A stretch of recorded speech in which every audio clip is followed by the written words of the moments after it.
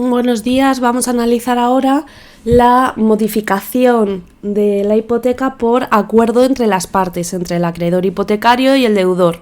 En este caso nos movemos en el ámbito de la Ley 2.1994 de 30 de marzo sobre subrogación y modificación de préstamos hipotecarios.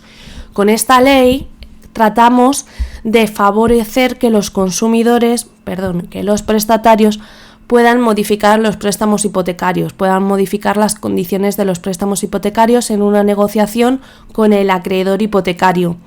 Recordad que principalmente la medida estrella de esta ley es la obligación de las entidades de crédito de soportar la subrogación de otro acreedor hipotecario, es decir, de soportar la portabilidad del deudor, que el deudor se lleve el préstamo a otra entidad de crédito. Por ejemplo, que yo cambie mi préstamo de BBVA a ING porque me ofrece unas condiciones mejores. Esto es una subrogación del acreedor. Esto es un cambio del acreedor. Pues otra de las modificaciones que se puede realizar y que ampara la ley es la ampliación del plazo. Esto beneficia a los consumidores, a los prestatarios, porque al ampliar el plazo de devolución se reduce la cuota. Entonces, en situaciones de necesidad podrían obtener así una reducción de la cuota. Podrían cambiar el tipo y cambiar de un tipo variable a un tipo fijo. Ahora, por ejemplo, que el Euribor está alto. Y otro tipo de innovaciones que se permiten gracias a esta norma. La cuestión a dilucidar en estos supuestos es si pierde rango la hipoteca por soportar o por producirse estas modificaciones. Esa es la cuestión objeto de debate. Pues bien, la Ley 2.1994 en su artículo 4.2 dice que se podrá producir la modificación del préstamo mediante escritura pública, naturalmente, de las siguientes formas: con una ampliación o reducción de capital, con alteración del plazo, es decir, reducir el plazo, hacerlo más pequeño, que suba la cuota pero amortizar antes el préstamo, o alargarlo, reducir la cuota pero tardar más tiempo en devolverlo. En las condiciones del tipo de interés, que se suba o se baje el interés, que se quite una cláusula suelo, que cambiemos de un tipo fijo a un tipo variable, o mediante la modificación de las garantías personales, que aportemos más garantías personales si el garante originario ha fallecido, o que pongamos a más garantes, fiadores o avalistas, o cambiemos a unos por otros. En este sentido, la resolución de la Dirección General de los Registros y del Notariado de 14 de mayo de 2015, el RJ, para que lo encontréis, el marginal en Aranzadi es RJ 2015/3527, explica que solamente se producirá la pérdida de rango si hay ampliación no solo del préstamo, sino también de la responsabilidad hipotecaria, sin que concurra el consentimiento de los acreedores posteriores. Si no hay acreedores posteriores, chicos, pensad que no hay pérdida de rango en ningún caso, porque no hay ningún acreedor posterior contra el que perder rango. La hipoteca sigue teniendo su primer rango. Imaginemos que solicité un préstamo hipotecario el 1 de enero de 2008 por 200.000 euros, garantizado con mi casa, con el inmueble que adquirí con ese dinero tomado a préstamo, valorada también en 200.000 euros, y que esta hipoteca constituida para garantizar ese préstamo de 200.000 euros responde por 200.000 euros también, ¿vale? Si yo he amortizado 50.000 euros en 10 años, porque he ido pagando religiosamente mis cuotas y por lo tanto he ido amortizando capital, he ido devolviendo el préstamo y por lo tanto reduciendo mi deuda, de forma que el 1 de enero de 2018 yo solamente deba 150.000 euros, si en ese momento acaece en mí una situación de necesidad y necesito 50.000 euros, puedo solicitar la recarga, por así decir, de la hipoteca, del préstamo, dicho con propiedad, no de la hipoteca, del préstamo, al acreedor hipotecario.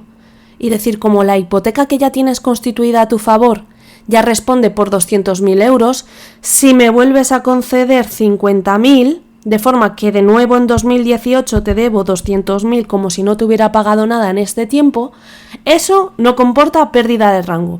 Comporta pérdida de rango solamente si la ampliación del préstamo comportase ampliación de la responsabilidad hipotecaria, es decir, que dijéramos, en la ejecución hipotecaria de lo que se obtenga de mi inmueble te llevarás, acreedor hipotecario, en pago de la deuda no solamente 200.000 euros, que esa es la responsabilidad hipotecaria que habíamos pactado originariamente, sino 250.000 euros, por ejemplo.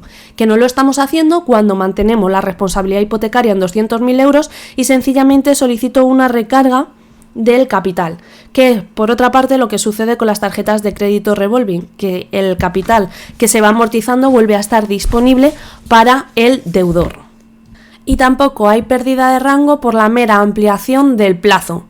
Por ejemplo, constituimos la hipoteca a 20 años el 1 de enero de 2008 y el 1 de enero de 2018 pido que me amplíen la hipoteca en 10 años más para que me baje un poquito la cuota. Esto es una de las medidas que se incluyen en los códigos de buenas prácticas, tanto en el del Real Decreto Ley 6/2012 como en el 19/2022 a favor de deudores en riesgo de vulnerabilidad. Pues bien, la mera ampliación del plazo tampoco comporta pérdida de rango.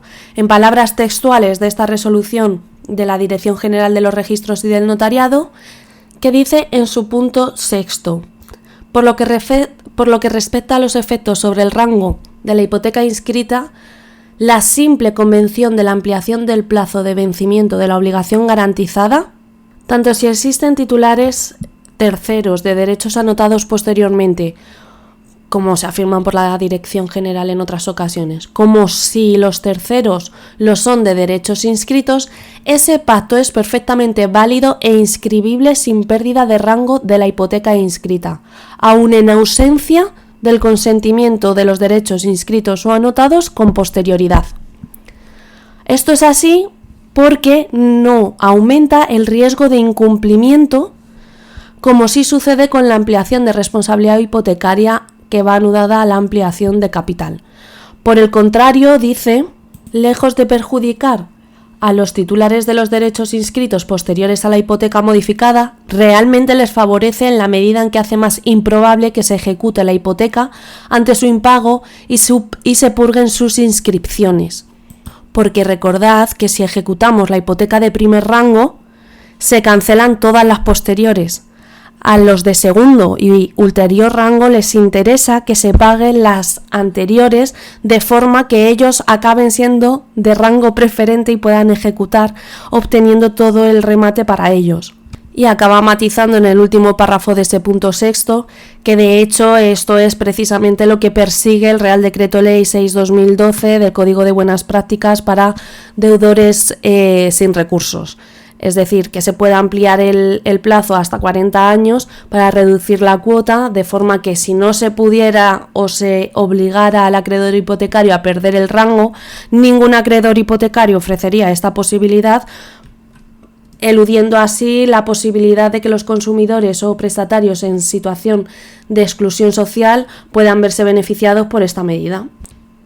Respecto al hecho de que esa ampliación de capital solo no pierde rango, podéis ver el apartado 5 de esa resolución, párrafo 5, en el que dice que el pacto de ampliación de capital no supondrá en ningún caso una alteración o pérdida de rango de la hipoteca inscrita, excepto cuando implique un incremento de la cifra de responsabilidad hipotecaria o exista una ampliación del plazo del préstamo por este incremento de la responsabilidad hipotecaria. Con esta interpretación continúa, se reconoce la posibilidad de la recarga de la hipoteca, entendida como la facultad de compensar las cantidades amortizadas del principal con nuevos importes concedidos, siempre que la suma de estos con el capital pendiente de amortización del préstamo primitivo no supere la cifra inicialmente concedida. Y por supuesto tampoco hay pérdida de rango por el mero hecho de que cambiemos el índice de referencia o el tipo de interés aplicable al préstamo hipotecario. En suma, ni la ampliación de capital por sí sola comporta pérdida de rango siempre que no comporte ampliación de la responsabilidad hipotecaria, lo que llamaríamos recarga, ni siempre que vaya acompañada de ampliación de plazo de devolución, de vencimiento. Es decir, si solamente recargamos el capital, no perdemos plazo. Ahora bien, si ampliamos capital y también ampliamos la responsabilidad hipotecaria, hay pérdida de plazo. Perdón, hay pérdida de rango. Si ampliamos capital y además ampliamos el plazo de devolución, de nuevo hay pérdida de rango respecto de la ampliación, de la novación, salvo que haya consentimiento de los acreedores inscritos posteriores. Y por lo que respecta a la ampliación del plazo de devolución, tampoco hay pérdida de rango por la mera ampliación del plazo de devolución si no concurre con, alternativamente o conjuntamente, ampliación de la responsabilidad hipotecaria o ampliación del capital. Por ejemplo, en el Real Decreto Ley 6/2012 se prevé la posibilidad de ampliar hasta 40 años el préstamo hipotecario, pero no se comprende la ampliación del capital. Lo que estamos tratando es de limitar la deuda del deudor, de la persona que está en una situación de necesidad, no de darle más dinero a préstamo. Por lo tanto, si concurre solamente la ampliación de capital por una parte o si concurre solamente la ampliación de plazo por otra parte, estas dos modificaciones no comportan pérdida de rango. Ahora bien, si concurren de forma conjunta o con ampliación de responsabilidad hipotecaria, entonces sí. Y queda a vuestra disposición si os queda alguna duda más sobre estas modificaciones de la hipoteca y cómo afectan al rango. Saludos.